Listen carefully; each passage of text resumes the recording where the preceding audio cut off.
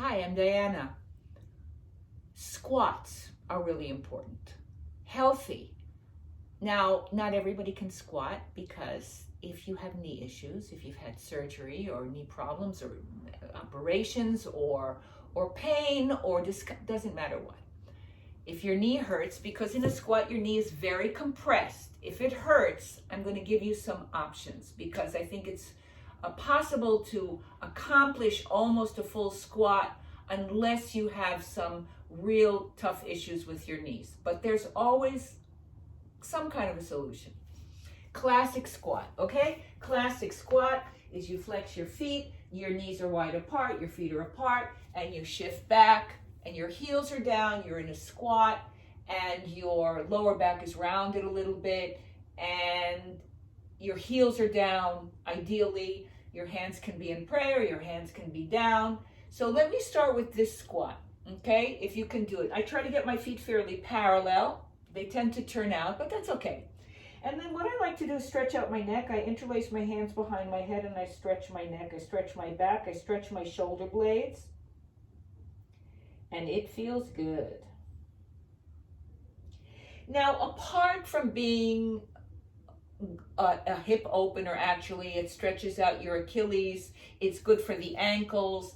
It's very good for your digestive system because before people sat on toilets, many, many years ago, everybody sat like this to go to the bathroom. It's a very natural way of elimination.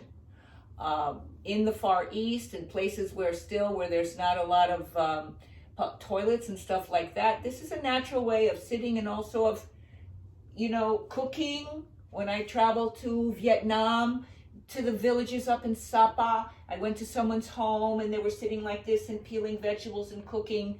Really healthy for the body and also good for the hips. And then, of course, then they can do other things with their hips like lotus pose, right? Full lotus. But that's not what we're going to work on today. We're going to work on some solutions. Okay, let's say your hips are, your knees are problematic. What you do is you take a block. It can be low, medium, or high. I'm going to choose medium, right? So I'm going to put the block behind me and I'm going to sit on the block. And I'm going to be in a squat. Okay? And if your knees have been problematic, this will be just fine. You can take your feet a little further back and round your back and take your hands in prayer again. So you're in a semi-squat, or let's say for some people a little lower might work. So those are two options with the block. The third one is, let's say you don't have any knee problems, but you can't keep your heels down, which means maybe sometimes that your ankles are tight or that your Achilles heel is tight or that your calf is tight. There can be tons of reasons. The reasons are not maybe that important unless there's pain, but the solution is important. So I've taken a mat. You can take a towel. You can take a pillows or something. What I do is I take this mat. I've rolled it a couple of times. And then let's say your squat is like this. A lot of people start like this. They cannot get down. So how you start, this is low, but you probably might need a little higher. Your feet are apart, and my heels are on a surface. Because if your heels are not on any surface at all, if you're just doing this and hoping for a miracle, the miracle probably won't happen. The miracle will happen when you start putting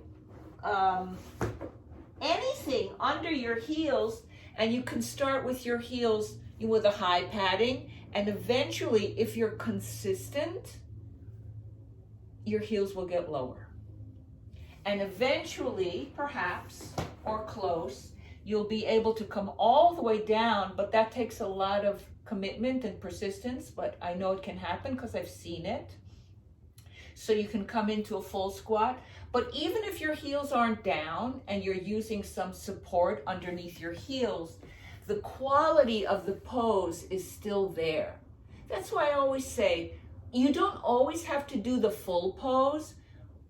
the work and the beauty of it is coming closer and closer and closer, and with each step your body accommodates and learns something and maybe changes. That's always a good thing. Thank you.